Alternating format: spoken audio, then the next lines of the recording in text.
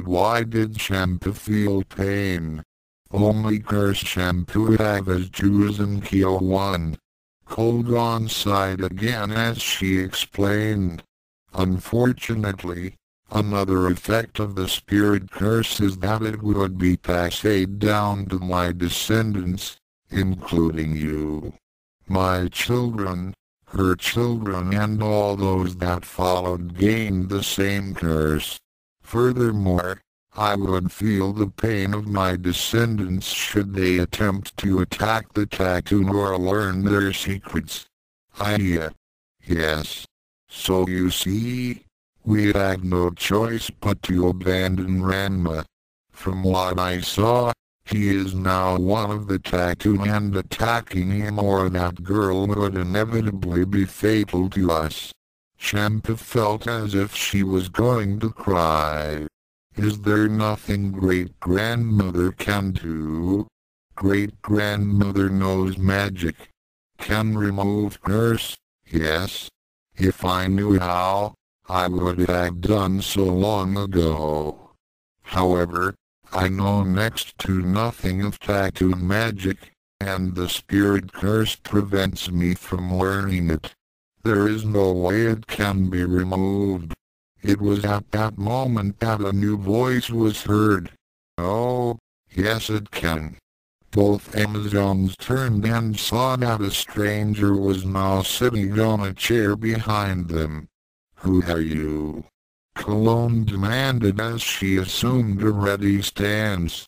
Candor stood up and wagged a finger at her. Up. I wouldn't attack if I were you. To emphasize her point, she made the symbol on her forehead appear. The matriarch and her ear stiffened when they saw the symbol and immediately relaxed their stances. Candor nodded as she made the symbol vanished. That's better. Now then, in answer to your question, I am someone who shares a common goal with you. What do you mean? Cologne asked with suspicion. Gala's older sister smiled as she began explaining. For my own reasons, I wish to see the downfall of the current high priestess of our tribe. It would be in your best interests to consider what I have to offer you. What would you say if I could remove the spirit curse from you and your descendant? Impossible. I have tried many times and countless exorcism spells. None of them have worked, for I do not know the nature of your tribe's magics. Candor chuckled as she replied. Of course they did not work. A spirit curse can only be removed by the one who had cast it. Then you had nothing to offer us. You didn't let me finish.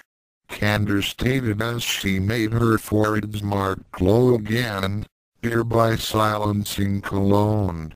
A spirit curse can only be removed by the one who had cast it, or by one of the person's descendants. What? That's right. Now the spirit curse is usually cast by the high priestess, correct? Yes. Cologne nodded. I will never forget the name of the person who cursed me. Was her name Inhabitants? Yes. How did you know? She was my great-great-great-great-grandmother. Then that means, yes, I can remove the spirit curse. Now, are you interested in my little proposition? Cologne considered the haughty girl in front of her and the possibilities. Tell me more. Eric's apartment. Now lie still. You hurt yourself even more when you came to school today. Gala said as she prepared to apply more of the herbal salve to her beloved's body. He had agitated his injuries a bit and would need more rest. I don't want any more of that gunk on me. Eric groaned as he tried to get up. However, he was pushed back down by Lisa. Gal is right, Eric. The girl stated as she nodded to the High Priestess. You're definitely in no condition to leave now. If you keep trying to get up, then I'll tie you down to the futon. Eric was about to challenge her words, but then relented as he saw that Gal preparing to cast another restraining spell. He flopped back down on the futon in a huff, wincing a bit as his body ached.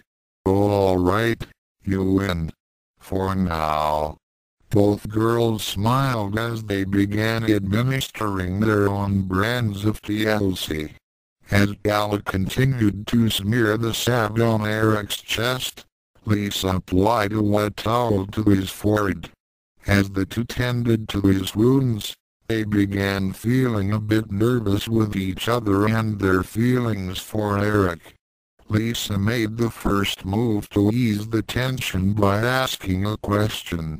So who was that girl who tried to attack you, Gala? Gala began, but Eric decided to answer the question for her.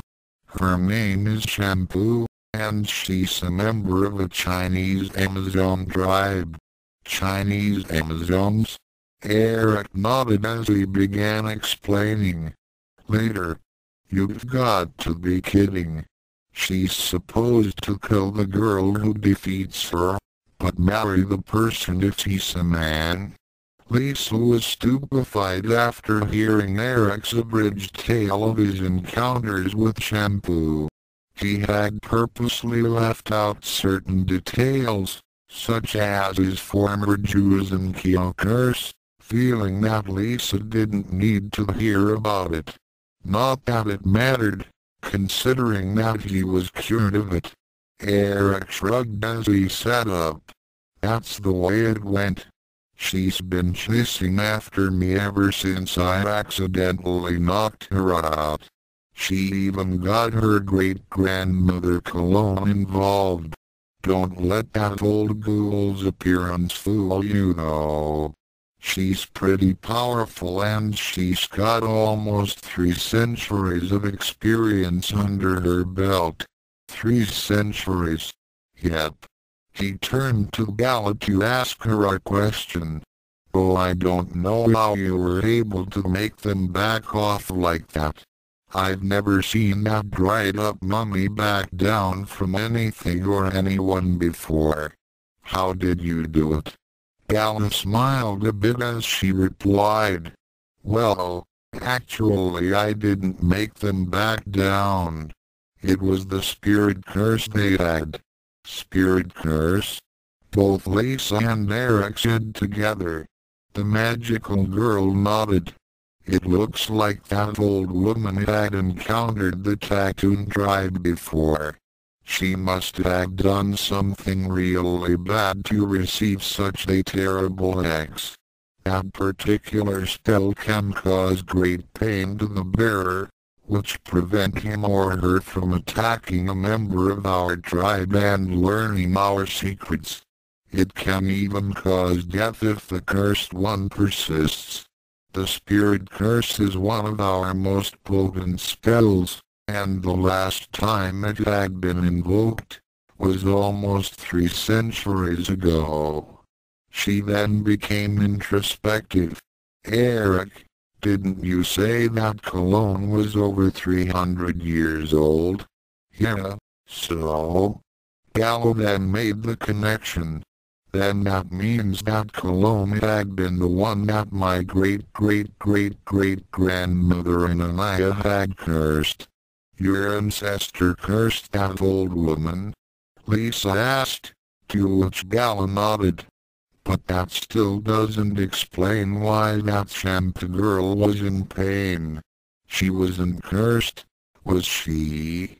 Actually, she was. You see? Not only does the curse cause extreme pain to the original bearer, but it will also be passed down to his or her descendants. Whoa. Eric started contemplating on the information and grinned a bit. Hey, if that's how it is, then I won't have to worry about that old ghoul or shampoo. They can't attack us since we're both part of your tribe, right? Gala nodded, though a bit reluctantly. She was still worried somewhat about her sister's presence. She also knew that a descendant of an Anai could remove the hex. The only candidates in Hiroshima were herself and Kander.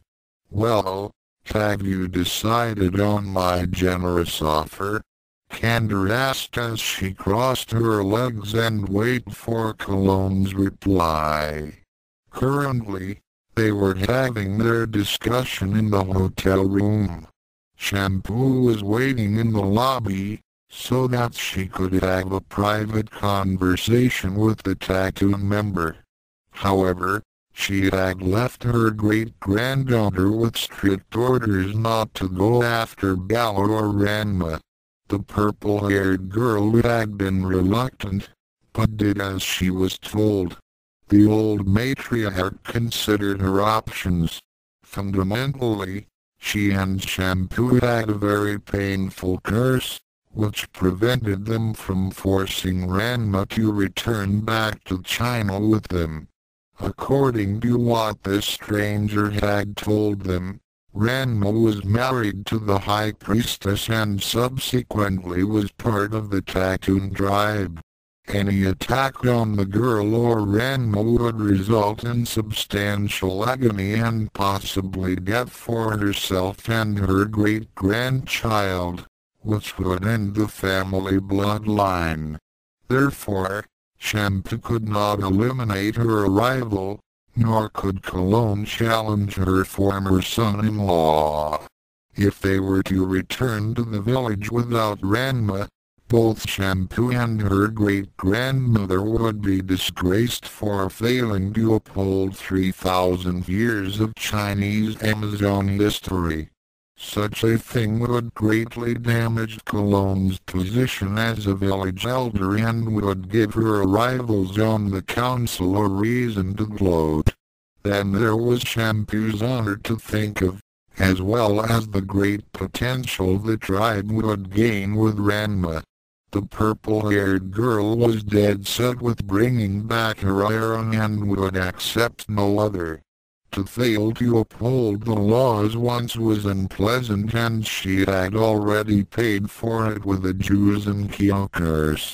To fail a second time was an outcome that Cologne did not want to consider.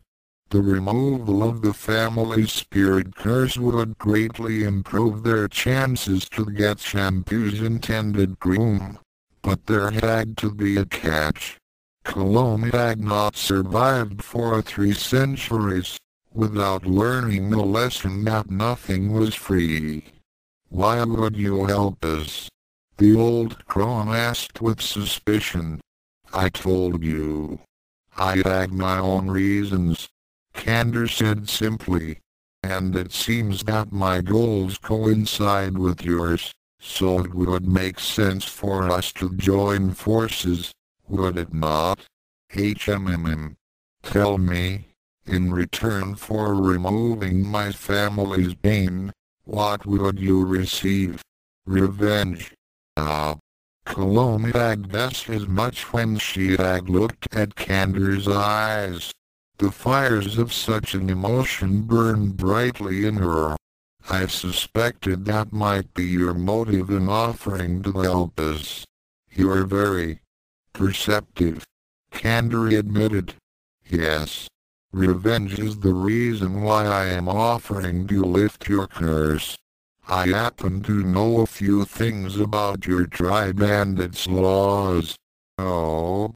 Kander made the symbol on her forehead appear briefly while pointing to it. Cologne nodded in understanding as Kander continued. I know that your descendant. What was her name again? Shampoo. Kander nodded. I know that Shampoo desires the one you call Ranma, but she can't claim him, since the spirit curse prevents her from eliminating her biggest obstacle, namely the High Priestess. Correct. And I know that you cannot help her since you also share the same curse. Indeed. So what are you getting at? What I'm getting at is that I want Gala to pay. The position of High Priestess was rightfully mine, but it was instead awarded to her. When the curse is lifted, then Shampoo would be free to attack her or take Ranma from her. In fact, you'll be able to help her. That may be so, but removing the curse would not be enough. The elder argued. I had already experienced your tribe's magics and they are very formidable. We could not stand against such power, especially from the High Priestess. The magical spells that I know of would not be enough. Gala's sister thought for a moment, then added, all right. How about this? In addition to removing your family's curse, I shall teach you some of our magics. Really? This perked Cologne's interest. Yes. I know of certain spells that are considered very potent, and if you or your descendants should learn them, then you will be able to accomplish your goals and I shall have my revenge. I see. And you're willing to do all that for us? Yes. Now what is your answer? Cologne only took a heartbeat to consider, then replied. My answer is number no. Candor was a bit surprised. She had begged Cologne to be power-hungry and would be eager to snap up this opportunity. After all, it was her greed that had landed her with a spirit curse in the first place. Do you realize what you are turning down? The matriarch's eyes narrowed as she nodded. I know exactly what I am turning down. You were too eager to offer so much power for so very little in return. I haven't lived for more than 3 centuries without learning that everything has a price, especially when it deals with magic. I made a mistake 300 years ago and I have paid for it, along with my descendants. If Shampoo did succeed in eliminating that girl Gala, then what guarantee would I have that her tribe would not take vengeance upon me, my family or my people? Even if you did teach us these spells that you promised, how can I know that they won't do more harm than good? No. I had already decided that abandoning Ranma would be in our best interests. Those other idiots may not see the futility in pursuing him further, but I have. Are you certain that you won't reconsider? I had already told you my final decision on this matter. Good day to you. Candor frowned at the old woman for a long time before finally activating her tattoos and disappeared. Cologne let off a sigh as she gathered up her luggage and shampoos, then headed out of the hotel room to the elevator. She knew that she had missed a grand opportunity, but she was certain that she had made the right decision. She had realized that the Ranma she knew was dead the moment she saw Eric. He had changed dramatically and there was no point in pestering him any further. Another factor to her decision was that she had heard what had happened to those who had encountered Eric already. Goose had called earlier from the police jail, begging for assistance. Once Cologne had learned of the incident, she had told him never to return to the village and that he was on his own. He was now considered an outcast and was forever exiled. The hidden weapons master had disgraced the tribe by endangering innocents and using guns, which was considered a coward's weapon among the Amazons. In any case, with the charges brought against him, Mithus was looking at some serious prison time.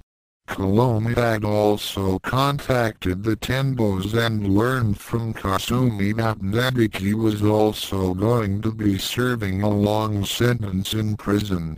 The eldest daughter of Sun Tendo had informed her that it was Ranma who had turned her in. She had also told Cologne of her own encounter with him and how different he was from before. That was all Cologne had needed to know. As a result, it was prudent that she and Shampoo leave Japan before he considered pressing charges against them for harassment, assault and attempted murder. She and her relative may be powerful martial artists, but even they couldn't stand up against an entire country and its laws. If they were lucky, they would only be deported. When Cologne reached the lobby, she immediately got that sinking feeling. Shampoo was not there and she could guess where the girl had run off. That young fool. Cologne cursed as she dropped her bags and raced out the door on her staff. Candor was in a very bad mood. That old woman had turned her down and she was back to square one. She knew that she couldn't face Gala one-on-one. Despite being younger, her sister always had the greater power. It was so unfair. Therefore, Candor needed an ally to strike at the priestess through her significant other. However, her best bet had been that Amazon elder and her heir. She had sensed the great potential within them and they would have been enough to help her topple her sister. Now whom else could she turn to? As she contemplated her next move on a roof, she sensed the emotion of great anger and hatred nearby. She looked in the direction of the sensation and saw a hospital where a certain lost boy was still recuperating from his encounter with Eric Kobayashi. I think I may have found my patsy. To be continued. Author's notes: in the canon universe, Cologne is seen as a manipulative old crone, but in this case, she showed some wisdom when she turned down Candor's offer. As expected, Shampoo is just as stubborn and headstrong as she was in the original storyline. Hopefully, for her sake, she will realize the futility of pursuing Ranma/Eric before she does something that she may regret. Oh, I won't make any promises. How many of you want to bet that Ryoga is going to accept Candor's offer? Chapter 11 Chapter 11, Part 1, Don't Preach Audio. TATGO and HRANMA disclaimer, do I really need to do this? Alright, Tattoon Master and Ranma 1/2 don't belong to me, but I'm using the characters to tell a story. Happy now? Thoughts Chapter 11 Part 1 Don't Preach what you don't practice. Cologne knew that she had to find her foolish great-granddaughter before she did something that they would regret for the rest of their lives. And if Shampoo were planning to do what Cologne believed, then their lives would be very short indeed. She had been searching desperately for several hours since her encounter with Gala's sister. Just as she was about 20 blocks away from the hotel that they were staying at, she suddenly felt an intense stabbing pain in her head.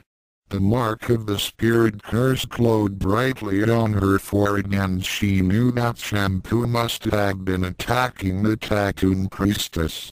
Biting down on the pain, she made her way to the source of her agony. Shampoo had thought she could eliminate her rival by ambushing her.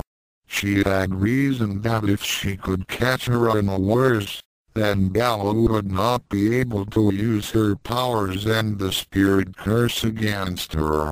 After leaving the hotel, she had begun hunting for Gala. She had caught sight of her when Gala had left an apartment complex that was near the school where they had clashed. Shampoo guessed correctly that that was the place where her iron was, and intended to go claim him after she had dispatched her target. The Amazon trailed the Tattoon girl for a while, using all the stealth techniques she had learned during her training. She wanted to wait for the most opportune moment to strike, when Gala's defenses were at their lowest levels. When the Tattoon priestess emerged from a store with her arms full of groceries, the purple-haired girl knew that this was her chance. Gala had already known that she was being followed the moment she had left the apartment to shop for supplies. Her Tattoon senses had picked up the telltale essence of Shampoo's spirit curse. Apparently, the Amazon was planning to ambush her. Gala wasn't too worried since the hex would automatically activate the moment Shampoo started to attack. However, she had kept her powers on alert, just in case. After coming out of the store with bags of groceries, she decided that the sooner she dealt with Shampoo, the better off everyone would be. She then opted to take a shortcut through a deserted alley, providing her stalker with the perfect scenario to attack. Shampoo snapped at the bait. Cologne's pain increased geometrically as she neared the place where Shampoo was attempting to end the Tattoon girl's life. She was almost put into a comatose state when a huge surge of agony ripped through her very being.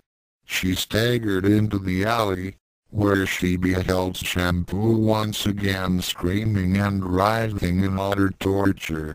Gala was standing over her would-be assassin with bags in her arms and a look of disdain on her face.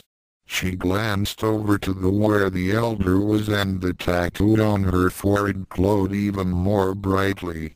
Cologne winced as she held up her hand. No more. Please.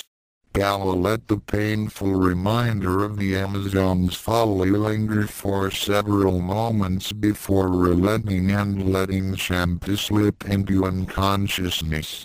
Once again, she was all business as she addressed the matriarch. Despite the dangers of the spirit curse, your descendant seems bound and determined to end my life and take my husband. I should let the hex continue to its conclusion. Cologne shuddered a bit. It was one thing to die in glorious battle, but it was quite another to meet one's end without being able to fight back.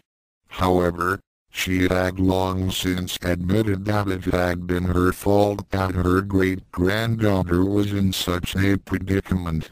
The old matriarch found herself doing something rare, which was eating crow.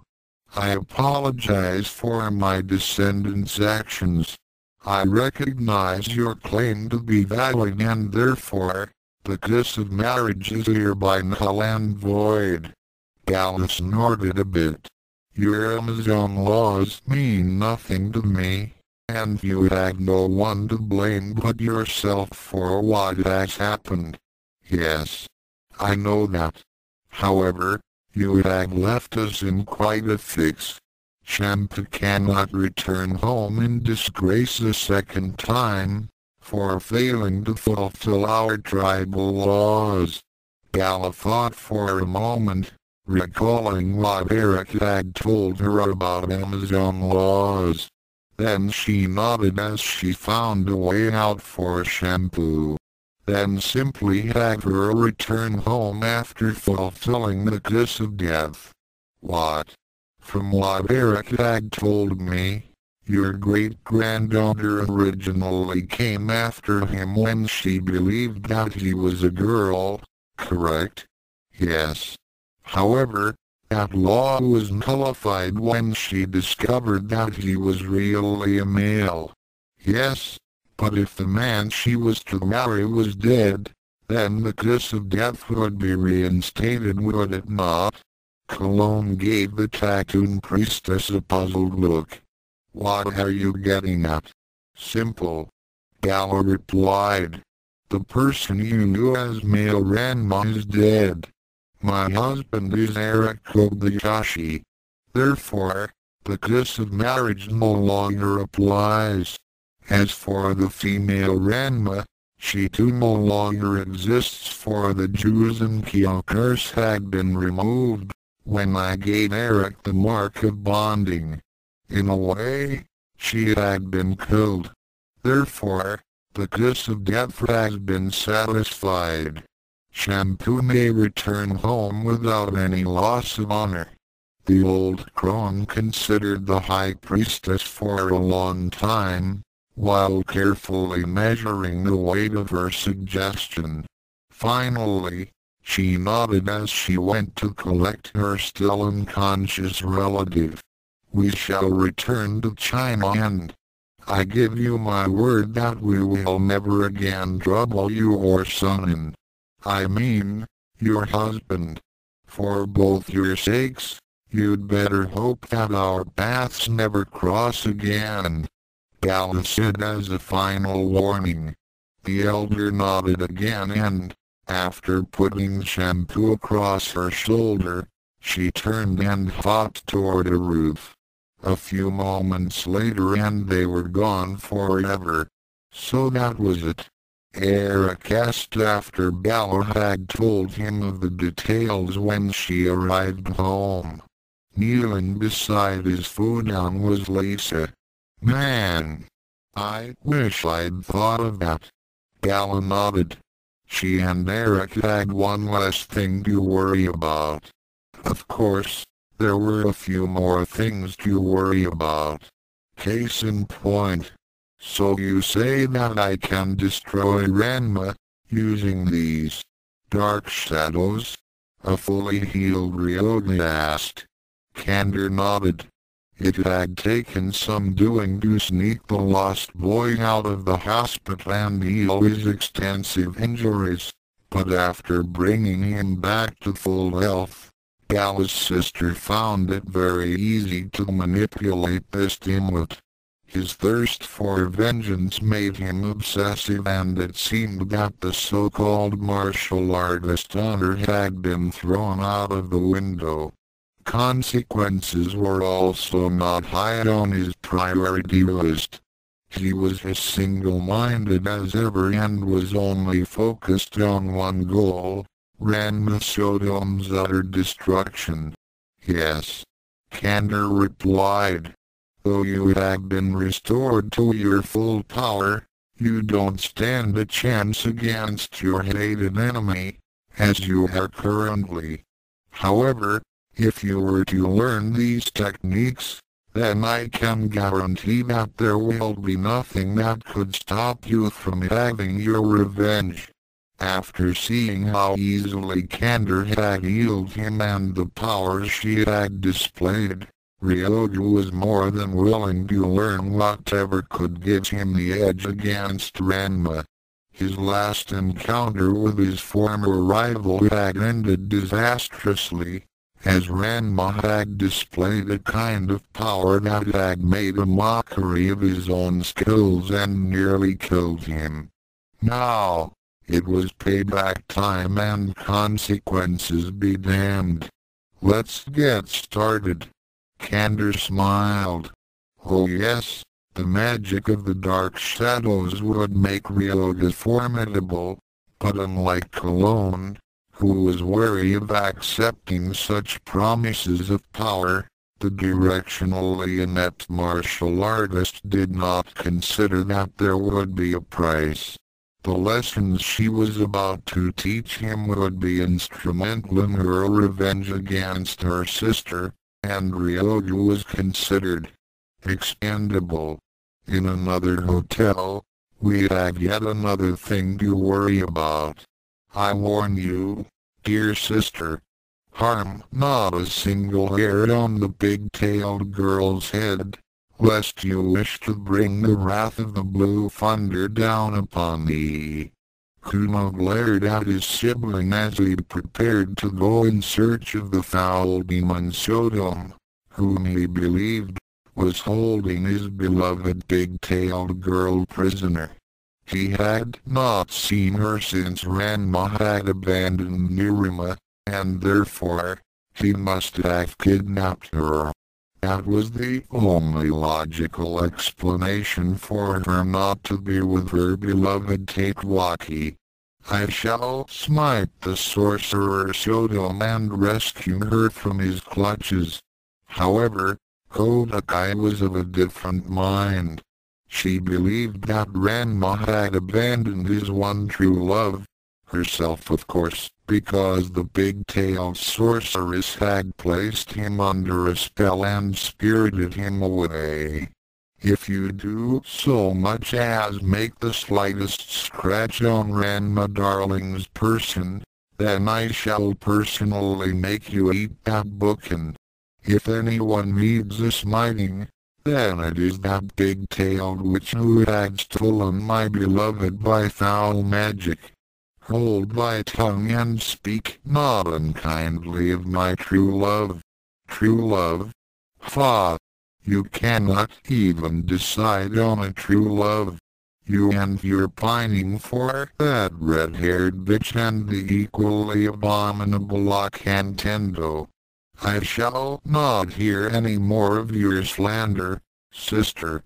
The beauteous Akan and the big-tailed girl are purer than the finest orchids.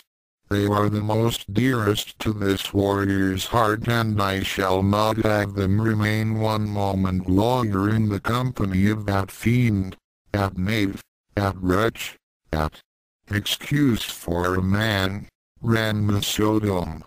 Now you hold your tongue, brother dear. You speak of the man that I love, my darling Ranma.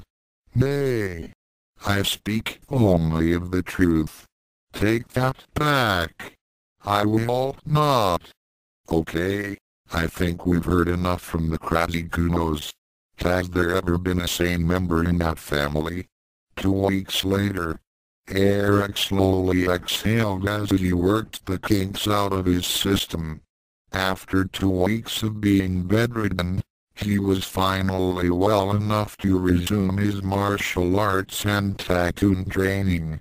Currently, he was standing in a deserted part of the park beside Gala. He was following her movements as she led him through one of her tribal katas, which would help him focus his energies. The katas were similar to those used in yoga and other Hindu disciplines. Each movement was slow, precise, and required a focused mind. Breathe slowly, Eric. Let the power of your tattoos flow through your body and become one with nature. Gala instructed as she stood in a wide-legged stance with her palms together and held out in front of her. She was dressed in her usual tribal wear as her tattoos glowed quietly. Eric nodded as he copied her stance and let his own marks appear. Over the past 14 days, new secondary tattoos had begun to emerge. Unlike the others, which had caused him pain when he had forced them to appear, the latest marks had been gradually worked out and were synchronized with those that were already in place. How do you feel? Gallo asked as they moved in tandem. I'm starting to feel more relaxed, Eric admitted. In fact, I can't remember the last time I felt this stress-free since I left Tokyo. Good. The blonde girl smiled as she went through another series of motions with her arms, which he mimicked. The power of the Tattoon tribe stems from nature. With a clear mind and open spirit, your tattoos will allow you to draw upon nature's power. Open your senses and feel its glory. The ex-card king nodded as he let his enhanced senses run free. He frowned a bit as he detected some familiar essences that were hiding behind some trees 100 yards away. You do know that we're being watched, right? The girl nodded. Yes. I sensed them too. Are they who I think they are? HMMM. Tweedledee and Tweedledoo. That's not a very nice thing to say about your father, Eric. HMPF. Actually, I'm giving all the idiots in the world a bad name by calling him a moron. Should I? No. I figured that sooner or later I'd have to confront them, and I'm feeling well enough. Just don't go overboard like you did with Ryogi and Moose. Gala warned. And you're still not totally recovered. I'll try, but I can't make any promises. Are you sure that's him, Sodom? Soon asked as he and Genma spied on the couple. Positive. The panda man said as he recognized his wayward child. He was irritated that Sun had not yet detected them. Apparently, the boy had grown soft and hadn't been training, probably from spending time with that game girl and not with his true fiancée. Well, he'd soon fix that when Ranma was returned to the dojo. In fact, the two had planned to hold the wedding as soon as the future of their retirement was dragged back to Nerima. Well, let's go get him, Akan's father said as he began rushing toward the boys, followed by his cohort. Here they come, Gala remarked as she finished with the kata. And here they go, Eric added as he also finished with the exercise. His primary mark glowed as he turned to face two of his former headaches.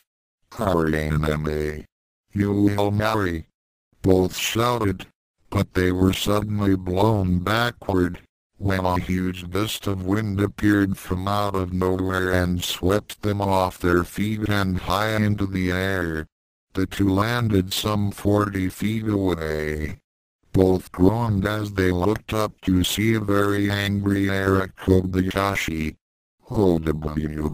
Since when did Ranma learn the Master Spin Jam blowout technique?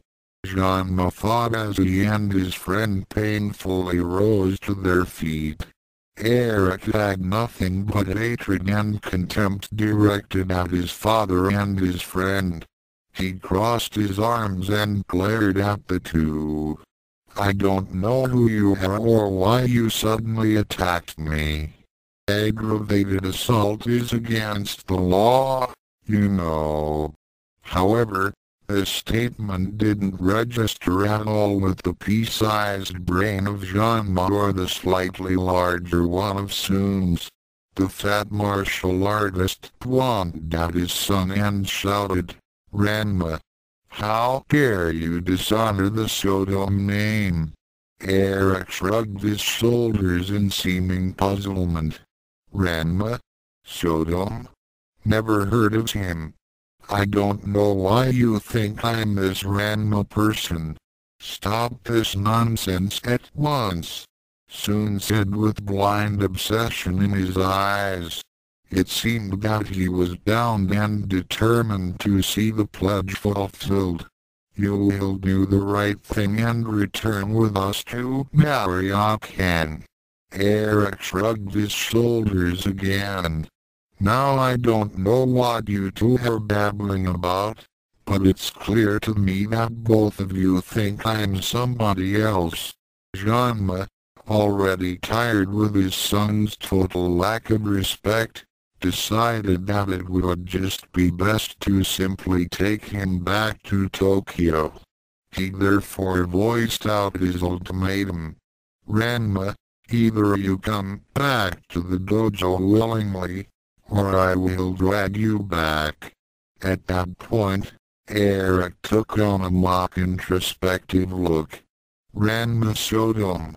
Where have I heard that name before? Then he swore, snapped his fingers. Oh yes. Now I remember. He's that dope from Nerima who couldn't decide for himself. He was a good fighter, but he just let everyone else blame him for everything that went wrong, regardless of whether he had anything to do with it or not. I've heard of him. What a weenie. Both Sue and Genma looked at each other in confusion. What was Ranma talking about? Eric continued on criticizing his old self. From what I heard, he was engaged to the so-called best martial artist in Nerima, and heir to the Tendo anything goes, against his will, and wasn't given any choice in the matter. Best martial artist in Nerima? Ha! That's a laugh. From what I heard, she was nothing only good with breaking things that didn't fight back. As far as I know, there wasn't any suitable heir to the Tendo school, since she was not even taught the basics of the anything goes. Then again, that was her father's fault. How dare you? Soon shouted as the first vestiges of the demon head began to emerge. Eric disregarded Soon's outrage. Then again, what can anyone expect from a man who leaves his children to fend for themselves when they needed him the most? He was nothing but a big crybaby. Who'd want to learn from someone who spends most of his time crying over his departed wife than focus on teaching or raising his family? His oldest daughter has to sacrifice her own future and become the surrogate mother, because her father is too busy whining and shirking his responsibility as head of the household. Why you? Soon went into his full demon head. However, in his anger, he had forgotten that Ranma, or rather Eric, was no longer affected in the slightest bite. In fact, he snorted and gestured to it with a thumb while addressing Gala. And when things don't go his way, he goes into this ridiculous demon head to try and intimidate others, especially that weenie Ranma. It's really pathetic if you ask me. Still, it's not as pathetic as that pledge to unite the schools. Sorry, I meant, take over the schools. The way I see it, that's how he and Ranma's father had planned. What? Genma exclaimed. Eric continued to ignore his father and Soon's presence as he continued to speak with Gala. I mean, it's really convenient, right? From what I heard, these two did nothing but sit on their asses, play shogi, stuff their faces and let poor Ranma take all the lumps, all challengers, and be a target for that uncute fiancé temper tantrums. How awful. Gala agreed. Yes, it was. And that wasn't the half of it. Did you know that John Masodom was moronic enough to engage Ranma to more than one girl, just to fill his fat stomach. I heard that one time, he sold out his son for one measly fish, a bowl of rice and 2 pickles. No one can be that idiotic, Gala said with a smile. Don't bet on it. When it comes to being stupid, Genma is the master.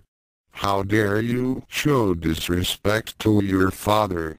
Genma shouted in outrage, but his son continued to ignore him. Genma hasn't done anything to deserve any respect.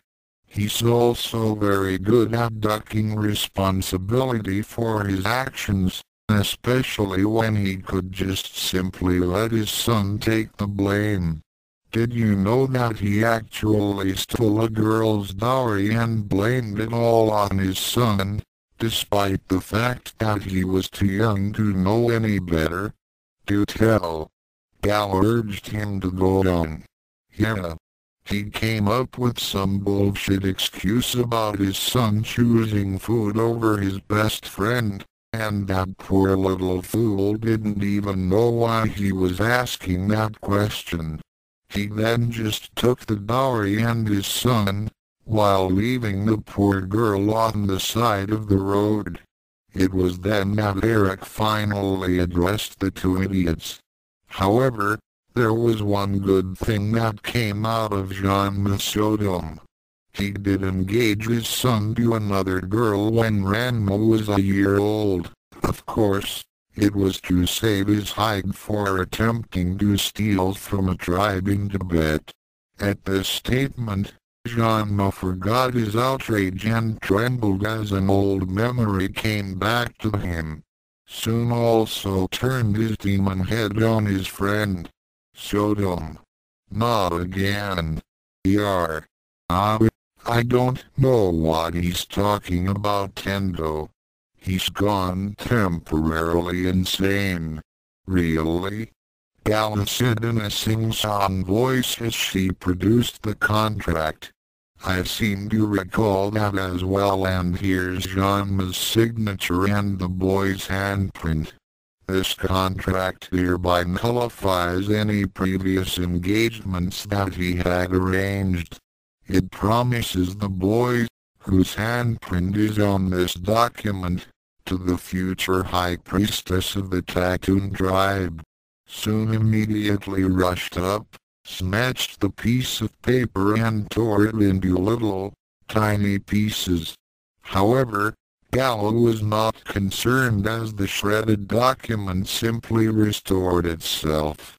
The Tendo patriarch began shredding it again and again, but each time he did so, the evidence reassembled itself. He then got desperate and produced a lighter, setting the thing on fire. He smiled triumphantly as the contract was reduced to ashes. However, the feeling was short-lived as the charred remnants merged back together and the parchment became like new again. The contract disappeared from his hands and reappeared in Gala's. Oh, did I mention that Genma signed a magical contract? The Tattoon High Priestess calmly put the contract away, then glared at the 2 morons. Any attempt to destroy it is considered a breach of an agreement and can result in serious punishment. She emphasized her point by making her tattoos appear, giving off an aura of power. Eric, however, waved her to power down. It doesn't really matter, Gala. They're just a couple of idiots who don't realize that their so-called pledge of honor is just a load of crap, and that it will never, ever be fulfilled. At that point, both men could no longer stand Eric's utter defiance and charged at him. They couldn't believe that the boy had grown a backbone and was openly refusing their plans that they had set up before he was born. Genma intended to teach his insolent son a lesson that he wouldn't forget. However, it was Eric who was going to be doing all the teaching today, and the fat, cowardly husband of Nodoka was going to learn a very hard lesson. Motioning for Bella to back off, Eric faced off against the two disciples of Rapo's eyes. Soon was the first to try with a high kick to the head, but that proved to be a failure from the start. Aerial attacks were not a specialty of the Tendo school, and with his degraded skill level and Eric's experience with such tactics, Soon was unprepared when his opponent countered. He winced in pain as the team gripped his extended leg by the ankle and squeezed. Tendons and bone began to pop under the pressure as he was swung about, then slammed hard face first on the ground. Soon groaned as he stubbornly struggled to his knees. The schools must be joined. That long-time dream was the only thing that had sustained him throughout the dreaded master's training. It had kept him going when his beloved wife had passed on. It was his only reason for living, and he would see it fulfilled. At any cost. As he tried to get up, his friend Genma tried to blindside his son from the rear, but received a hard elbow to the face, followed by a rabid punch to the throat, making him gasp for air. "Trying to get me when I'm not looking, eh?" Eric said contemptuously. "I thought as much. That's all you can do, since you can't face anything without pulling some stupid shit first." Genma, however, was a stubborn individual as he tried a high punch combo. "Foolish boys. You all marry Akan and carry on the schools. It is a matter of honor."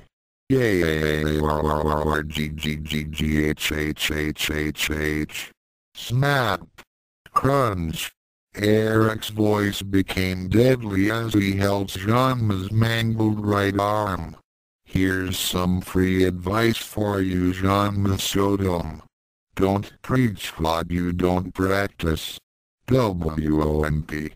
Genma's cut was slammed into his spine. "You've gotten soft, old man," Eric remarked. Wham! Concussion. Then again, all you've ever done is stuff your face and let your son take the heat for your crimes. Crack! There goes a dozen teeth. Just how many times have you had to fight for your life? Whack! Broken jaw. How many times had you had to endure an uncured bitch's temper?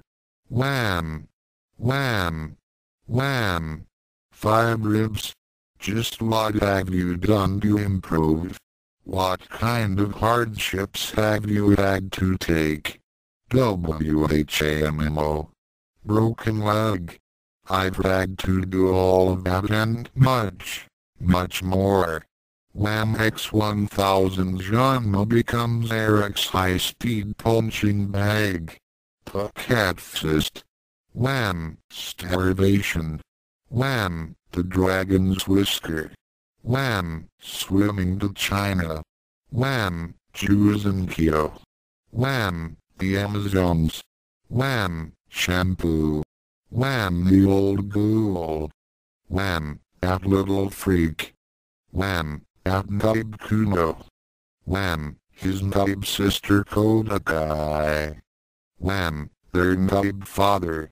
Wham! Ryoga. Wham! Mithus. Wham! Nabiki. Wham! aka me. Wham! And you with all of your shit. Wham! I've survived all of them. Wham! I took everything they had. Wham! I have never stopped training. Wham! I've overcome everything. Wham! So what have you done? Wham! How hard have you suffered? Wham! Just what makes you think you can beat me now? Wham! Wham! Wham! Wham! Wham! Wham! Wham! The last series of hits sent the fat martial artist flying into a park bench, shattering it on impact. Eric turned about and saw Soon was back on his feet, though he very unsteadily. "Stay down, Tenbo-san," he growled in a very deadly tone. However, obsessive behavior is what shaped the Tendo Parshiak's personality and made him blind to everything else. "You will marry Akan," he gasped as he charged at Eric again. Eric, however, would have none of his idiocy. Knocking away Soon's pathetic attempts to hit him, he then delivered a series of fast punches that the older man had no hope of countering. Soon felt some of his ribs cracking from the impacts, then he was knocked back down to the ground by a hard right cross to the chin. At this point in time, Soon could no longer be considered as a martial artist or even a decent fighter. His skills had degraded from years of inactivity and hardly any training at all. It was clear that he had no hope of defeating an enraged Eric Kobayashi. "I said, stay down, Tenbo-san," the X-card fighter warned again. "Keep this up and your daughters will be weeping over your own funeral." On the sidelines, Gal became concerned at those words. She hoped that Eric wouldn't cross the line and was ready to interfere if it came to that. "You will marry WABOM." Soon was sent flying and landed hard on his back some 15 feet away from Eric. "I said, stay down," Eric shouted as his bat-aura flared. Thrusting his hands forward, he let loose with a blast of air. The symbol on his forehead flashed. Akan's father was sent flying even further and impacted against a sign, which snapped in two. He fell flat on his face and was out like a light. At that time, Gal's significant other was satisfied that Soon was finally down for the count. "Eric, look out!" At the sound of her voice, the former Shodan turned and saw Genma coming at him from above, with a glowing foot extended. "Well, looks like Panda Man does know a few tricks." At that moment, his aura flared even hotter as he raised both hands and caught Genma's foot as he came toward him. Genma let off a yelp of pain as his son began squeezing, making the bones pop and the tendons snap. He was then hauled by that foot and slammed repeatedly into the ground. With his strength fading, Genma rolled away and got back to his feet. It was at that time that he realized that in order to beat his disobedient child, he would have to unseal his forbidden techniques. "Our enemy. You break your father's heart. How could you be so dishonorable?" "Shut up. I told you before, don't preach what you don't practice. And I'm telling you now, keep this up and I'll break a lot more than just your heart. Ranma, you force my hand. Now feel the true power of the anything goes." With these words, he began focusing his ki, then disappeared. Eric looked about in confusion as he tried to use all of his senses to detect that worthless excuse of a human being. Who would have thought that he would have a technique that was actually full? hidden nearby. Genma smiled as he used his Umaizenkan technique to maneuver close enough to get in a strike to end the fight. With the art of the silent thief at his disposal, his son would soon be subdued and the schools would be joined. Nothing could detect him when he was like this. However, Genma was wrong. Eric had some new powers at his disposal since leaving Nerima. The mark on his forehead flashed again as his secondary tattoos appeared, boosting his mystic senses to a level that could detect the invisible Panda Man. Once he zeroed in on him, Eric smirked, paused, then ducked.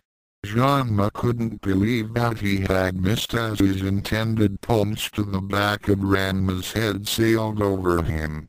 Before he could recover, he felt a hard hit to his gut, followed by one knee to the groin. WHUMP. Genma let off a high-pitched howl as he clutched at his privates and became visible again. That was when Eric let him have it. Wham! Wham! Wham! Wham! Wham! Wham! Wham! WHMA. Wham! Wham! Wham! Wham! Wham! Wham! Wham! Wham! Wham! Wham! Wham! Crunch! Snap! Whack! Crack! Mangle! Genma slumped off into a near comatose state as Eric lessened in hitting him. The injuries the Panda Man had sustained from his former son finally took their toll. He may be a lazy, greedy, good-for-nothing, but he was still a martial artist. Eric finally stopped when he realized that his former father wouldn't feel anything. Trembling with utter rage, he took several calming breaths and let the fat bastard slip out of his hands and fall to the ground. Eric? He turned around and looked into Gala's concerned expression. He let off another tired sigh. It felt great. But I still feel so hollow. The pain in my soul is still there. I know. The blonde girl said as she placed a comforting hand on his shoulder. It's something that you needed to work out. I'm glad that you didn't kill them, though that father of yours did deserve it. Yeah. Well, I'm tired of having to always fight for my rights and pound that fact into these idiots. Why can't they just accept it? I deserve to make my own choices, don't I? I deserve to have my own life. Yes, you do. Gala agreed. So what now? She gestured to the two on the ground. Eric let off another tired sigh. I guess we should call Detective Nagata and have these two morons picked up. With Genma's record, he'll be in prison for a long time. As for Suntendo, well, I guess he'll be charged with harboring non-felons and maybe assault. Frankly, I'm not sure. Nor do I really give a damn. As long as I never see either of them, then that will be good enough for me. Gala nodded as she made certain that neither man would die from his injuries. Her beloved left to find the nearest payphone. I swear that I won't let anybody push me around anymore. Eric thought as he found a payphone, inserted some coins and began dialing. Meanwhile, Candor was impressed as she watched Ryoga become attuned to the new tattoos that she had imprinted on him. It wouldn't be long now. To be continued. Author's notes: I hope the revisal has made this chapter a bit fuller. The eventual confrontation between Eric and Ryoga was so long, and I decided to break chapter 11 into 2 parts. I admit that the Amazon problem was solved with very little blood spilled, but I decided that it would be best for Cologne and Genma to bow out more or less gracefully. I mean, what else could they do? As for Genma and Soon, well, they weren't really any match for Eric as he is now, hence the short, somewhat anticlimactic massacre. However, I feel that Eric got his point across that no one's going to push him around. As for Kodakai and Tatewaki, how much would you like to bet on how long that match would last? In any case, part 2 will be a doozy as Ryoga and Eric have their final fight, and I do mean final. One I was inspired after reading Dark Present, No Regrets by Rip Androkos. Chapter 12 Chapter 11, Part 2, Bond's Tattoon Ranma. Disclaimer: Ranma 1/2 and Tattoon Master or someone else's inventions, so don't pester them. Thoughts. Chapter 11 Part 2. Bond's Eric sighed as he prepared to close another part of his former life, his Ranma Sodom, forever. With final resolve, he walked past the front desk of the police precinct and entered the jail where his father and Soon were being held before they would be later transported back to Nerima, where they would stand trial for their numerous crimes. Currently, both men were still unconscious and were laid out in separate cells. As he stood and gazed upon the 2 disciples of Rappo's eyes, the ex-card martial artist just barely kept his hatred and contempt for them in check. They had come to Hiroshima to force their will upon him, as they always had. They had expected him to meekly follow their plans, disregarding any of his opinions as unimportant. When trouble appeared, they would simply let him deal with it, while they hid behind a mockery of honor, which was just an excuse for their cowardice. No matter what crimes one, the other, or both had committed, it was always Ranma who was expected to take the blame and shoulder the burden. To them, he was nothing more than a dumping site for all of their problems. Well, Eric was not going to let them ruin his life anymore. The bond between him and these 2 idiots must be severed. Are you sure you'll be alright?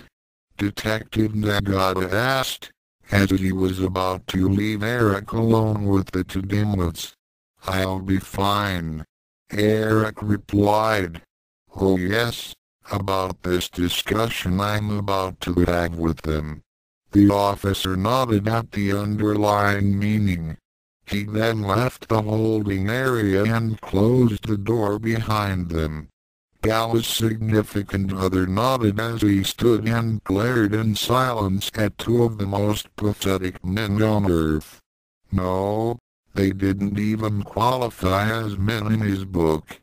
They were both cowardly shadows of human beings that would rather have others, particularly Ranma, take responsibility for their actions. Now it was time for them to take the long overdue consequences of their many crimes. At that moment, both Soon and Genma began to regain consciousness. Both men were in considerable pain from their encounter with Eric. Genma in particular was feeling some serious agony throughout his body, after taking the worst of the exchange. The police doctor had bandaged up most of his body, and he found that he couldn't move much.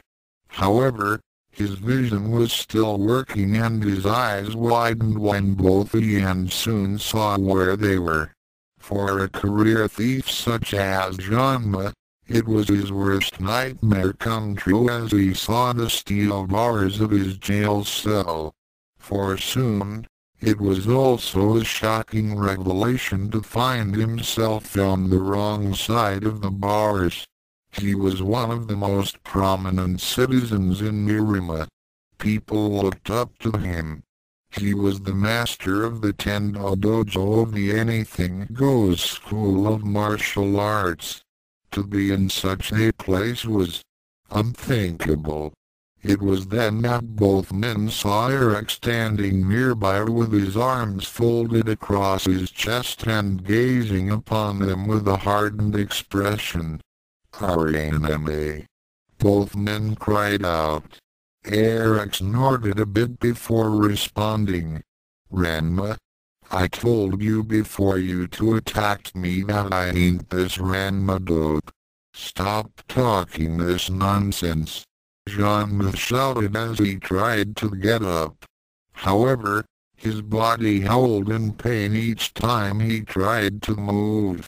"How could you do this to your father?" Eric snorted again. "Father? What father? I don't have any father named Genma. Hell, I pity this Ranma guy for having a father who is nothing more than a fat piece of shit. What are you talking about? You are my son and you'll do as I say. Now get me out of here." Eric shook his head. "I ain't going to aid and abet a known criminal, and I sure as hell ain't going help him escape police custody." "What are talking about?" "What I'm talking about is this," Eric replied as he began counting off Genma's crimes on his fingers. Genma showed him. Wanted for several hundred cases of petty theft and breaking and entering. "What are you talking about, Ranma? You know that stealing is part of the training. You are also charged with several dozen cases of assault, including the attack you made on me. You are talking nonsense. Now get me out of here or there's also a warrant issued for your arrest for your connection to the infamous underwear thief, whom by the way has also been arrested and charged. I don't care if what did you say?" The panda man stuttered. Soon was also shot. The master was. The teen nodded and said, "He was arrested and is now awaiting trial for his many crimes." Both men were ecstatic at the news and would have jumped for joy if they weren't so badly injured. As such, they settled for cheering. "Oh, it's happy day. The master is gone.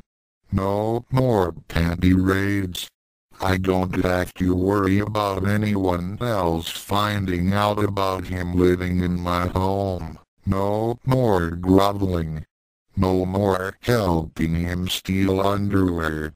We can finally relax with him gone," Genma said with glee. "Yes, this is exciting news, son," Soon said to Eric, thinking that he was now here to get them out of jail. "Now, with the master about to receive justice, you can marry Akan and—" "No," the sullen martial artist said, cutting off the Tendo patriarch. What did you say?" Eric let off a low growl. "It appears that you have a very short memory, Tendo-san. You seem to have forgotten the position that you are in. I am not this Ranma person that you think I am, and by your own words, you've just admitted to harboring not one, but two known felons. W. What? Soon gasped. In addition to hiding two known criminals from the law, you have also admitted to aiding the underwear thief in his crimes. That's being an accessory. Furthermore, you did not report these crimes to the authorities, which is also punishable by the law. In addition to the assault charges that I'm filing against the two of you, you're both going away for a long time. Both men became shocked to their core as Detective Nagata re-entered the holding center with a microphone. Did you get their confessions, Detective? Eric asked with a bit of a smirk. The officer nodded. We got it all. He then addressed the two men. Genma Sodom, you are hereby under arrest for the charges of repeated petty theft, breaking and entering, assault and assisting the underwear thief. Several families are also charging you for blatant breach of contract. He then turned to Soon. Soon Tendo, you are under arrest for harboring two known felons and assisting in their crimes. You are also being charged with one count of assault. You shall both be transported back to Tokyo to await trial. What is this? Soon demanded in outrage. If he weren't so injured, he would have gone into his demon head. This is absolutely absurd. I demand that. Oh, we're dead serious, Soon Tendo. Nagata said. We've received enough proof from Kobayashi here, plus your confessions today, to ensure that both you and Sodom will answer for your various crimes. Both men became struck dumb with shock. They couldn't believe that Ranma would turn on them. Since when did he grow a backbone? Wasn't he supposed to do as honor demanded? No. This couldn't happen. The schools must be joined. It was their dream. It was their future. However, Eric was not interested in their futures anymore. He wanted his own future, a future of his own making. If that meant totally cutting his ties with his past, then so be it. If you don't need me anymore, Detective, then I'll be going now. The officer nodded as Eric turned to leave. Our enemy. Come back here. The schools must be joined. It is a matter of honor. Soon shouted. Eric paused before exiting the holding area. Without turning around, he gave his final say on the matter. Honor? What honor? You don't have any and neither does that friend of yours. And I told you before, I ain't Ranma. Besides, why should I listen to a cowardly shadow of a man who leaves his own children to fend for themselves when they needed him most? Why should I listen to someone who hides behind others when trouble comes brewing? Why should I listen to someone who uses honor as an excuse, so he doesn't have to deal with the problems that he, his master, or friend had caused? Why should I listen to someone who won't take responsibility for his own actions? You have no idea what honor is, Tendo, so stop pretending that you do. And if there's one thing that really pisses me off, it's a fucking hypocrite. With those words, Eric left the police precinct, not once looking back as the connection to Soon and Genma was permanently cut. Somewhere else, Ryoga was in a very intense mood as he prowled the streets, looking for the bane of his very existence. He was eagerly anticipating for the moment when he finally found him. With the power he now possessed, he would finally put an end to all of his suffering. High above him, dark clouds began to form. At their apartment, Gala's senses began to go on the alert as she began to detect that a dark and hostile power was near and it was coming for her beloved. She immediately stopped what she was doing and went to go in search for either the source of that dark power or Eric. At the back of her mind, she began to suspect that her sister Kander might have had something to do with it. The sensation was a familiar one and the high priestess of the Tattoon tribe shivered a bit as she recalled back to the last time that she had felt such a dark energy. Her sister had gone against the tribal laws and had learned about the dark shadows, which were the flip side of the elemental magics of her people. For that reason, she had been vanished from the Tattoon and Gala had never seen her since then. The blonde-haired girl started hoping that Kander had not taught those secrets to an outsider. The dark shadows being wielded by a member of the Tattoon was hazardous to both the user and the one being attacked by them. If an outsider had knowledge of them, then it almost always proved to be fatal. Eric sighed as he continued to walk home with his hands in his pockets. He was glad that the business with his former father and his friend had been concluded, yet he still felt empty. Those two had gotten what they had deserved, especially Genma. Though the former Sodom wondered just where did that leave him. Ironically, the craziness that had been his life in Nerima was all he had ever known. One by one, he was taking out the prime factors of that chaos. Eric had not even planned to do that to any of them when he had abandoned that life. Hell, all they had to do was just forget about him, and everything would have been fine. Hadn't they gotten the message when he said that he quit? Didn't his departure with no intention of ever coming back give them a clue? Didn't they hear him say that he didn't care anymore? One would think that last blow-up before he left would have been the clincher. Damn, they were more obsessed about him than he had ever imagined. And now they were here in Hiroshima, eager to drag him back to that insanity. Couldn't he ever get a break? However, it seemed that the gods of fate and misery had decided not to give up on their favorite punching bag. Furthermore, it also appeared that none of his suitors were willing to give up on him either.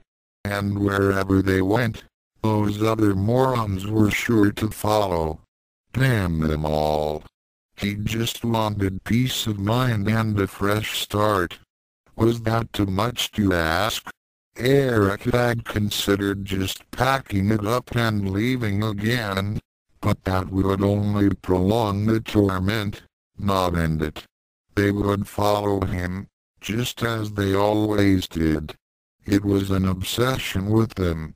Whether it was out of honor, Amazon law, some misconception, delusion, revenge or whatnot, they would always follow.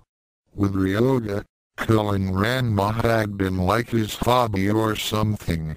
Well, at least I don't have to worry about that moron for a while. Eric thought as he assumed that the lost boy was still recovering from his injuries during their last fight. It was at that moment that his danger sense went off and he immediately turned about and leapt back. The spot where he had previously been was blasted apart as a dark shape struck it, causing large chunks of pavement to go flying. Or anime, prepare to die. Somewhere else. Gal immediately dodged to her left as a blast of high-pressure wind shot past her and tore up the concrete. She got into a ready stance as a few of her tattoos came into view. She looked about for her attacker, then spotted a figure standing atop a street lamp. She immediately recognized her assailant. Candor. The red-haired girls nodded as they thrust out a hand and released another blast of wind. Yes, dear sister. KBOM. What the hell?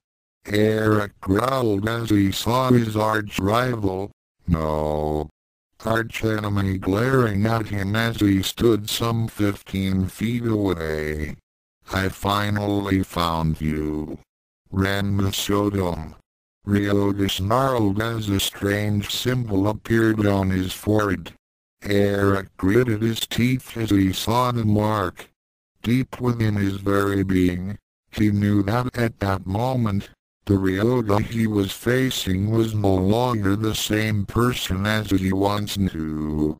He was colder, harder and emanating a kind of dark power that would chill anyone down to the bone, and it was all directed at Eric. Genma's former son did not know how Ryoga had recovered from his injuries or where he got this power, but he knew one thing. It seemed that their final battle had come and one of them was not going to walk away. Candor. Please stop this. Gala cried out as she dodged another blast from her sibling. Do you know how long I've waited for this? The Tattoon renegade asked as she continued to attack her young sister. All those years, I've lived in your shadow. Well, now it's payback time. The High Priestess continued to evade the anger-fueled attacks of her sister, not fighting back as she tried to reason with her. For all of Candor's faults, mistakes and feelings of resentment, she still loved her sister. It was at that moment that the symbol on her forehead suddenly started flaring erratically, which caused her to lose her focus. As a result, Gala was a fraction of a second too slow in evading Candor's next blast. This clipped the High Priestess in the shoulder and caused her to go tumbling to the sidewalk. Ow! Something's wrong. I'm feeling Eric's pain. Something must be happening to him. Eric winced as he was thrown backward by a blast of dark energy from the Lost Boys. He hadn't expected Ryoga to have such mastery over his Tattoon abilities. The energies he was emitting were like living shadows, which caused a cold, numbing sensation whenever they struck him. This time, you will pay for all my suffering. The directionally challenged Ryoga ranted as he sent another barrage of dark shadows at the bane of his existence. Eric, however, didn't just stand there and take it. He swerved to avoid the attack, then rushed in to deliver a hard haymaker to Ryoga's face. The blow caused the Lost Boy to go sprawling. He glared down at his foe, in which he considered as the most pathetic person on Earth at the moment. You've gotten sloppy, P-chan. A while ago, you would never have left yourself that wide open. I don't know where or who you learned Tattoon power from, but even with it, you still won't be able to beat me. Stop calling me P-chan. Ryoga raged as he got back to his feet and launched another dark shadow attack. As the tendrils of black energy were launched, Eric's own tattoos began to emerge. Sending out bursts of light and wind, he countered each of Ryoga's blasts, then came in close to deliver several more blows, this time in the form of kicks to the abdomen.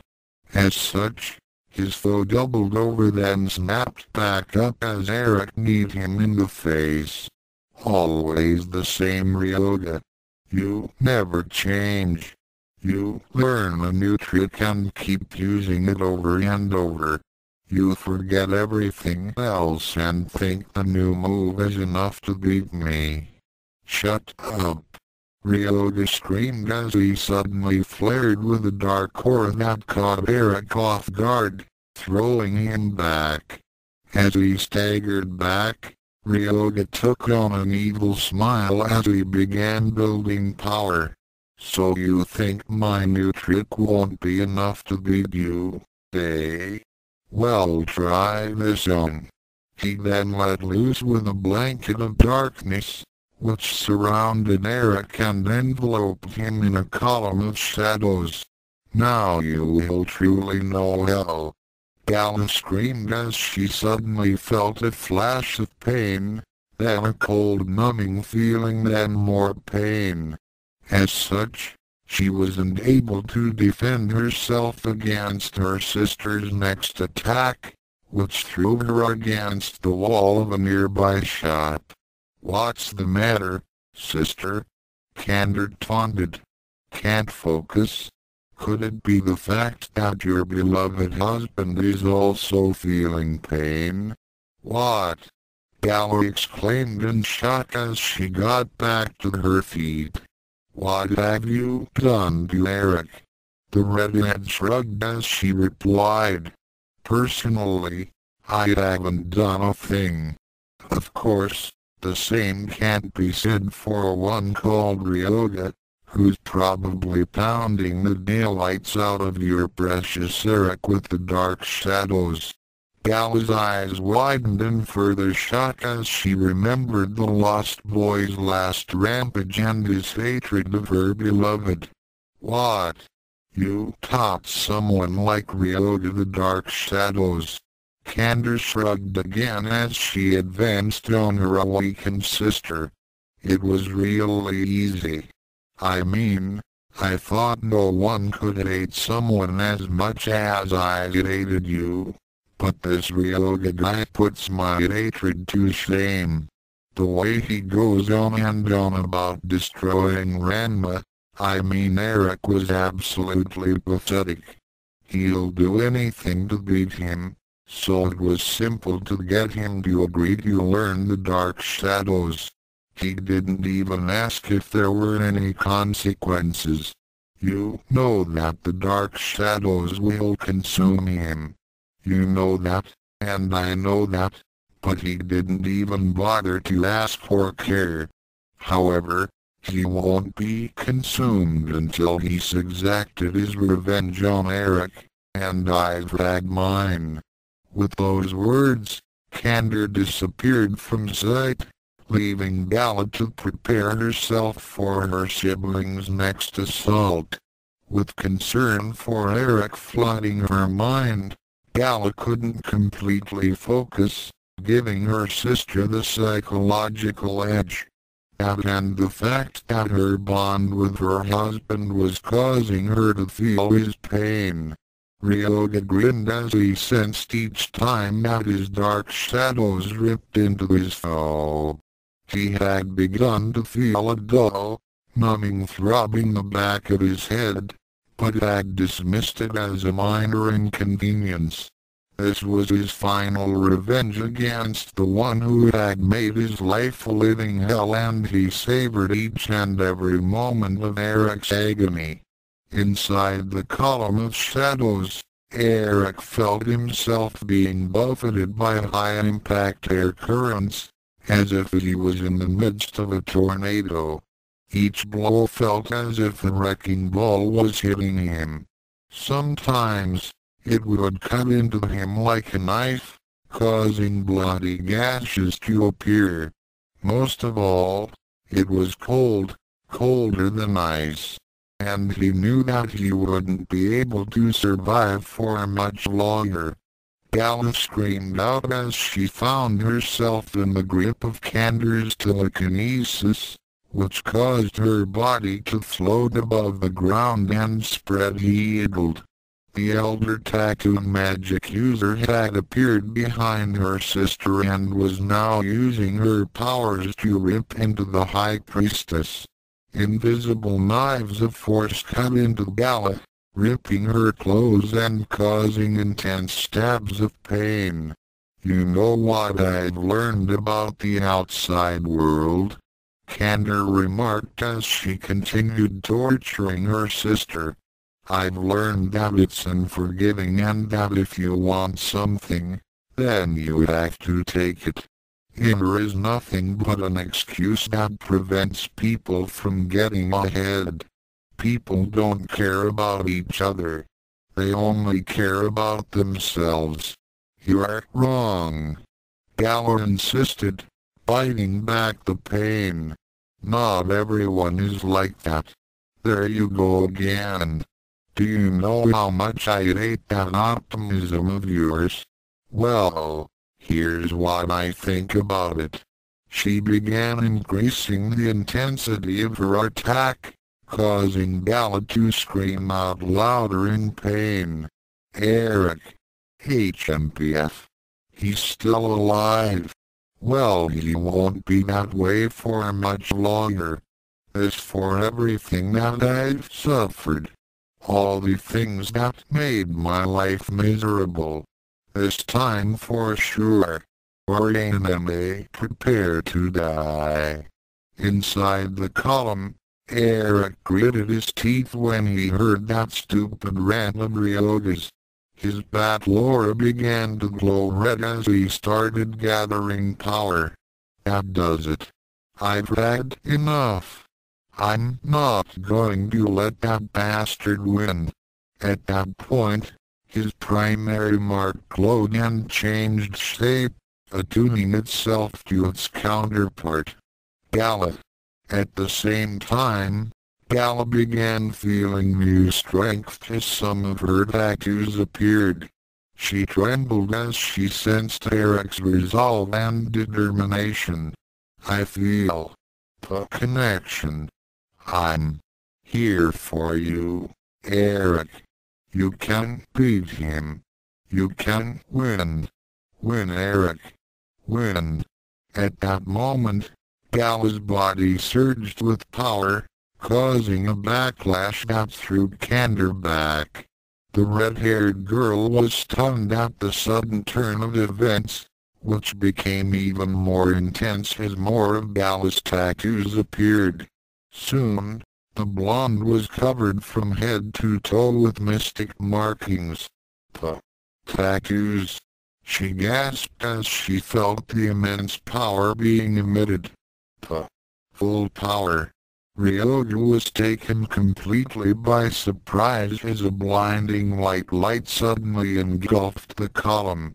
He felt his control over the dark shadows fade away, then glimpsed a figure emerging from that brilliance. He trembled as he felt that the end was near.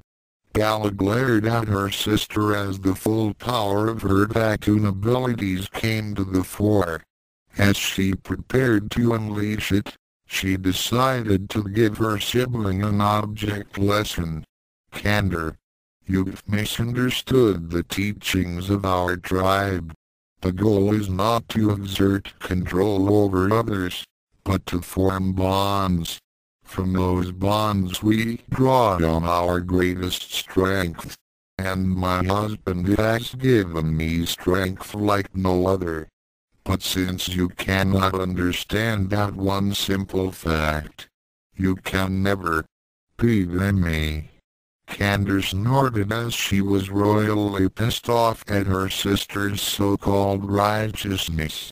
She let loose with a mind-blowing blast of energy, But before it could travel even a third of the way toward its target, Gala countered with a blast of wind that made a hurricane seem like a gentle breeze. Gala's sibling was caught in the backlash and only remained long enough to voice out her displeasure. "Balla, you always win. That is so unfair." In another moment, she was sent into Leo as Gala's counterattack swept her up like a leaf. After dispatching her sister, Gala immediately powered down a bit before disappearing from sight. She had to see if Eric was alright. "What's happening? Where are my dark shadows?" Ryoga cried out as he covered his eyes to protect him from the glare. Eric stepped out from the light and approached the pathetic big boys. The light drove them away. "P-chan. Don't call me Jerk." Ryoga was cut off as Eric delivered a hard blow to his stomach. "You just don't get it, do you?" Eric growled. "No matter what kind of power you have, I'll always beat you. And do you know why? It's because unlike you, I don't blame my problems on everyone else. And you're nothing but a pig." "Shut up." The lost boy tried to raise more of his dark shadows, but that's when Eric went ballistic. Wham! Broken jaw. Again. Snap. Broken arm. Again. Bam. Bam. Bam. "Hey RBI's, Ribs Ashton, it's not over yet." Ryoga groaned. Wham! Wham! Wham! Wham! "It's over, P-chan. I'm not playing this game anymore." Eric snarled as he broke both of Ryoga's legs. Ryoga fell back and tried to summon up the last of his strength for a final dark shadow assault on Eric. However, that was when he felt that something was wrong. The dark shadows began to behave erratically. He tried to force them to do as he commanded, but the magic wouldn't listen. At that point, he felt total loss of control as the shadows began enveloping their wielder. His body began to blacken, as his flesh was being consumed by the evil that had spawned the shadows. He soon began screaming out and writhed about in agony. Just as he was about to be totally eaten up by the darkness, Gala appeared from out of nowhere. "Gala? What are you doing?" "No time to explain, Eric," the High Priestess said as she saw what was happening and began acting to save Ryoga's life. She immediately made several of her tattoos appear and focused her power. For one long and agonizing minute, it seemed that nothing was happening as Ryoga was almost completely covered by the dark shadows. Finally, a different mark appeared on the lost boy's forehead, just as he was enveloped by his own dark power. Suddenly, a flare of white light burst forth, piercing the darkness and dispelling it, leaving only "Wee." Gala sadly shook her head and sighed before turning to Eric. "I'm sorry, darling. I couldn't save him completely." She then gazed back at the small black piglet that was wearing a bandana around its neck. "Would you mind telling me what just happened, Gala?" Eric asked as he stared at the little porker. The High Priestess took a deep breath before replying. "I tried to reverse the effects of the dark shadows when they turned on him. Magical energy of that type feed on negative emotions, such as hatred and the need for revenge. His hatred of you was so great that the dark shadows attempted to consume his body and soul. Let me tell you, that is a fate far worse than death. His very essence would have been in torment for all eternity. However, when I got here, he was already too far gone for me to save his body. His human body anyway. So that's why. He pointed to the piglet. Gala nodded. Actually, if I hadn't placed that modified spirit curse on him before, then I may not have been able to save him at all. Modified spirit curse? When did you do that? It was just after your first fight with Ryoga. I had placed a spell on him that would have activated once he had recovered. It was connected with his Juzen curse. Every time he even thought about attacking you or getting revenge, then he would have instantly turned into a pig and stayed that way for a month, regardless of the presence of hot or cold water. I figured that as a pig, he wouldn't be able to cause as much trouble for you. I see. So what happened to that spell and how did he know about these dark shadows, was it? Gala nodded again. I think it was because of my sister Candor. I didn't know you had a sister. It's a long story and I'll tell you about her later. In any case, Candor resented me like Ryoga hated you. I had a run-in with her and she admitted to healing and teaching Ryoga the dark arts of the shadows. I suspect that when she healed him, she rendered my curse inactive. So what's all that got to do with Ryoga now?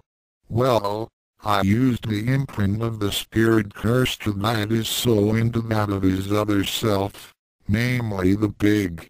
The light you saw was the dispersal of the dark shadows. Unfortunately, they had already totally consumed his human body. When they were destroyed, so was his body. I'm sorry to say, but he is now and forever a pig. Hot water won't change him back since there is no uncursed side for his spirit to enter. PWE. Ryoga squealed in dismay as he tried to leap up and bite Eric. However, he fell flat on his face and let off a series of moans and groans. He felt each and every one of the injuries that Eric had inflicted before the dark shadows had overwhelmed him. Still as ungrateful as ever, AP-chan. Eric snorted as he picked up the oinker by the bandana and held him up. You know, you should thank my girl that you're still alive. I would have been really tempted to let you die. This was all your fault. Gala felt her heart skip a beat when she heard Eric call her his girl. PWE. PWE. PWE. Oh, shut up, before I decide to turn you into a BLT. That threat made Ryoga go silent. Eric? What should we do with him now? Gala asked, as she hoped that Eric wouldn't go through with his threat. Not that Ryoga didn't deserve it. The ex-card husband of the Tattoon High Priestess considered the black piglet for a long time and let off a tired sigh as he figured out a course of action. Gala? Is that spirit curse still active? I suppose so, now that the dark shadows had been purged. She made a quick check with her senses. Yes. It's functioning. Oh, it's redundant now that he's permanently a pig. Here's what we're going to do. Later, at the apartment. Are you sure about this, Eric? I mean, sending Ryoga off to Juzenkyo? What if he finds the spring of drowned man? Gal asked as the two of them finished eating dinner. She knew about the many pools at Juzenkyo, due to her training as High Priestess. I'm counting on it, Eric replied as he began the task of washing the dishes. You said that the modified spirit curse is still active, right? Well, even if he does regain his human form, he still won't be able to attack me or get revenge because that would turn him into a pig for a month every time he tries. I left specific instructions in that package for the guide to dump him into the Nanakwan. I wonder if I punched in enough air holes. Oh well, the brain needs oxygen and it's not like Ryoga ever used as much. Eric thought. In this way, he's going to own me, and if that and the spirit curse doesn't get him off my case, then that's his problem. And if it doesn't work, well that's still his goddamned problem. I'm being more than generous by giving him this second chance. He doesn't deserve even a tenth as much, considering how much shit he put me through. Eric then tossed the rag into its tray as he finished off the dishes. I'd have to admit, that was very noble of you to let him live and... No, I wouldn't call it noble. Eric shook his head as he walked out to the balcony to watch the sunset. I just didn't want that bastard's death on my conscience, even though he signed his own death warrant when he attacked and used those dark shadows. Well, I think it was noble of you, Gal insisted as she walked up and embraced him from behind. She placed her head against his muscular back and let off a sigh of contentment. Underneath that tough exterior is a kind and gentle soul, just like I always knew there was. Her beloved made no effort whatsoever to detach her from him. In fact, he had grown to tolerate, even enjoy her nearness. His right hand came up to clasp hers in a warm, but secure grip. Gala? Yes? Eric paused for a long while before continuing. It's going to be rough in the future. Real soon. I know. And this is really hard for me to say. But I don't know just where I would be if I didn't have you. You know I'll always be here for you. Yeah, I know. And it's because of that fact that I was able to beat Ryoga today. He had me with those dark shadows of his. Then, when I began thinking of you, I felt stronger than I had ever felt before. I never felt that way with any girl. Not with Yukio, not with Shanpyu, not even with Akan. Gala nodded as she released her hold on him, allowing him to turn around to face her. She patted the X-shaped scar on his forehead. It's because of our bond, Eric. I feel your pain. You can feel mine. However, we can also draw on each other's strength as well.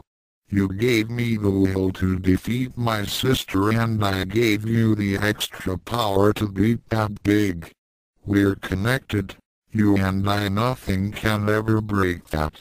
Unlike that horrid Akan person, I have complete faith in you. I accept you with all your faults, because I know you're not perfect. Who in the world is? She then began stroking his left cheek. Eric smiled as he clasped her hand in his right and smiled. Yeah, I'm not perfect. I know that. So can I ask you a question? What is it? How did a rude, stubborn, obnoxious and poorish jerk like me end up with a perfect girl like you?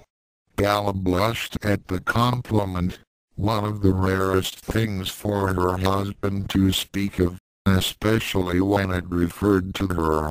I'm not perfect, Eric, but I guess the gods had decided that we were meant for each other. At that moment, Eric did something even rarer. Well, next time I pass by a shrine, remind me to make an offering, 'cause I think they did a hell of a job. He smiled, leaned forward and, up in heaven. Ha! I knew it. Day up Aphrodite. The Greek goddess of love gave her Norwegian counterpart a rueful smile as she handed her a bottle of her finest wine, which happened to be a powerful aphrodisiac, endurance and fertility potion, courtesy of her son Eros aka Cupid. Urd took the bottle and continued to taunt her counterpart. I just knew that Eric would lip lock with Gala within the week. At least he was a lot faster than Kiichi was with Belgondi. Not that I'm sore about losing the bet, Aphrodite said. I just thought they'd take some more time. Oh well. It looks like this relationship will be going places. Indeed. Though they still have a long way to go and a lot of obstacles to overcome. Urd added as she and the Greek goddess continued to watch the pair. So how long do you think it will be before they get into the sack? Aphrodite cocked her head in mock thought, then replied. About a month from now. Betcha 2 bottles of wine it's sooner. You're young. To be continued. Author's notes. Yeah, I know it was a little mushy at the end, but I like mush now and then. As for the final battle with Ryoga, well, it was a bit tame, but hey, the lost boy can no longer attack Eric/Ranma due to the spirit curse. Most likely, he'd still be ungrateful if he ever regains his human form, and I made no promises that he will. As for Chapter 12, the next on the lineup is the Kunos and Yukio. See you there. 1. I took this from Rip Andrakos' fic, Dark Present No Regrets. 2. Remember way back in Chapter 4? Chapter 13 Chapter 12. That's not Ranma D80DO and anime disclaimer. I guess I should disclaim right.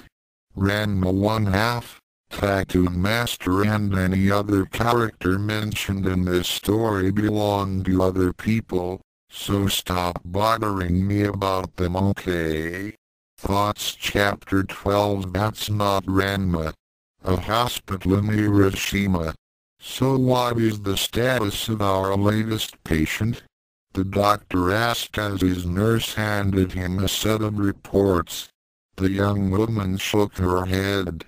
The injuries he had sustained to his body are recoverable, but I'm afraid that the damage to Kuno-san's hands cannot be fully repaired. The physician's eyes widened as he read the reports. Severe tissue burns and trauma to several major tendons and ligaments. More than a dozen crushed bones in each hand. Nerve receptors either severed or badly damaged almost to the point of non-conduction. Kami-sama, it might be better for the patient if we amputated both hands. The nurse sighed. I'm afraid that Kuno-san was quite adamant against such a procedure. He stated clearly that he must have use of both of his hands and money is no object. Apparently, he practices kendo and he then went raving on about bringing his sword of justice down upon some person named Impossible. The physician stated as he cut her off. Even if his hands were to undergo full reconstructive surgery, they would never again have the same strength as they did. We could only expect a 15 to 20% recovery of his former gripping power, and that's nowhere near enough to wield a sword, wood nor otherwise. He might be able to use chopsticks or better yet, a knife and fork, but his kendo days are over. I have a feeling that our patient will not like hearing this news. It's the only news that we can give him. He should be grateful that he'll have some use of his hands at all. Eric's home. Don't think you went a little too far this time, Eric?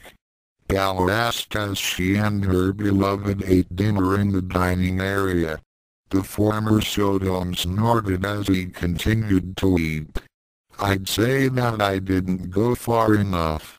I told you before that I hated goddamned hypocrites who use honor as an excuse, then as a rule.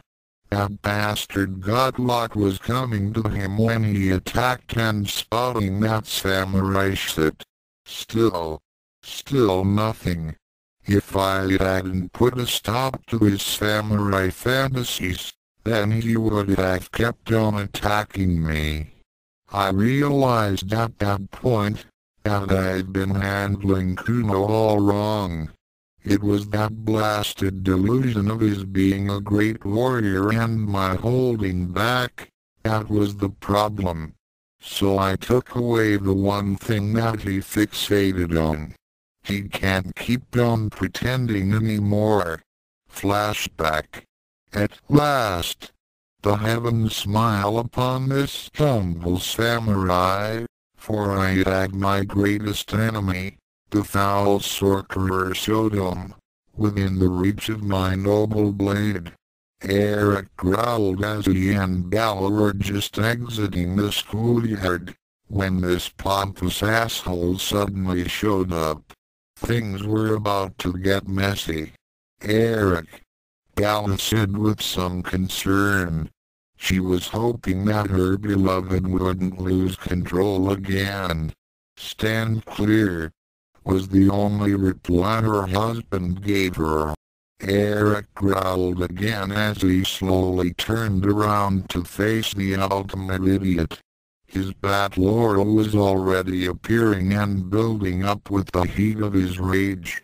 Those who were standing nearby knew that look on his face and began hightailing it out of there. Whoever this lunatic was, he had just signed his death warrant by challenging Kobayashi.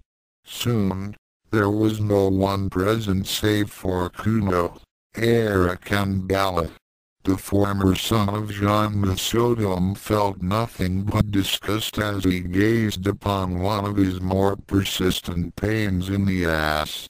This time, however, the kid gloves had long been discarded.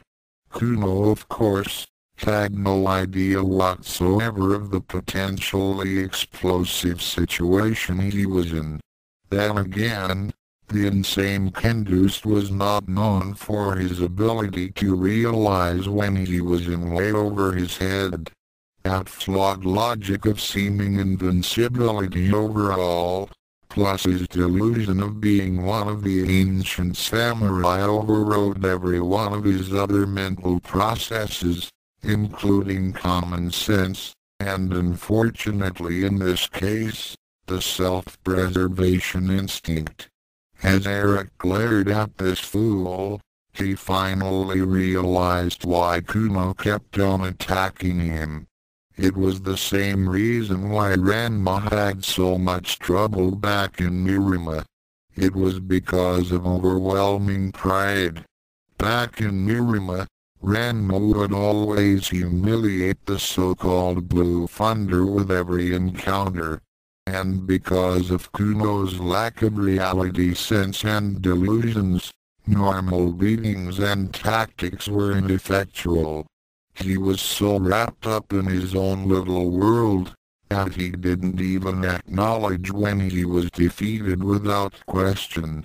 He would just latch onto any excuse, even one that was made up and didn't make any sense whatsoever, in order to save face. His pride wouldn't allow for any slight to his image of being a great samurai. And as the great samurai, he was entitled to just about everything, including any girl he chose, and was undefeatable against any opponent. And should he lose a fight, then it was due to black magic or trickery by his foe. Should a girl reject him outright, he simply assumed that she is just playing hard to get or that she was under some spell. Well, Eric wasn't going to stand for this nonsense anymore, and he decided that the only way to get through to this pompous braggart was to give him something that he couldn't ignore. With that in mind, his gaze went down to the hilt of Kuno's bokken, specifically his hands. Tatewaki mistook Eric's gaze as a sign that his great skills were being acknowledged. Ha! I see that the mere sight of my noble blade frightens you. As you should be, foul sorcerer, for thy end is at hand. Eric snorted. Why the hell would I be afraid of someone aimed with a stick? Is that supposed to impress me? If you want to convince anyone that you're some great samurai warrior, which you're definitely not, then you have to try a lot harder, loser. You will pay for your insolence, peasant. The heavens themselves will bring down upon your vile head as I, Tatewaki Kuno, the great blue thunder shall. S-H-A-D-U-P. Eric snarled as he took a stance.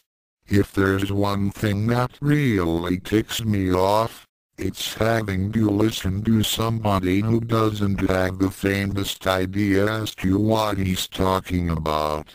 What?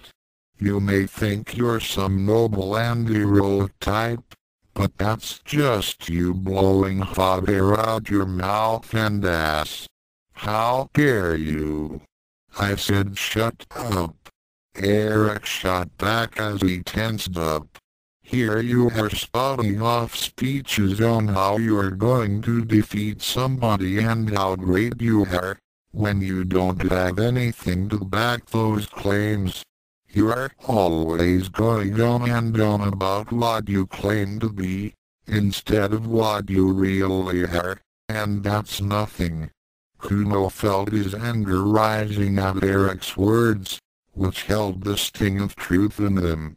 His usual denial to the facts came to the surface. You shall. Eric snorted again. You hear me, Kuno? Your words have no meaning to them. I don't acknowledge your so-called skills, because they are nothing. I don't acknowledge your so-called honor, because you have none. I don't acknowledge your so-called nobility because you aren't deserving of it.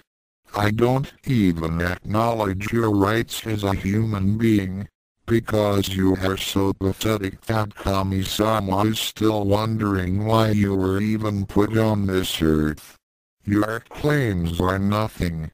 You have nothing. You are nothing, period. You always were nothing.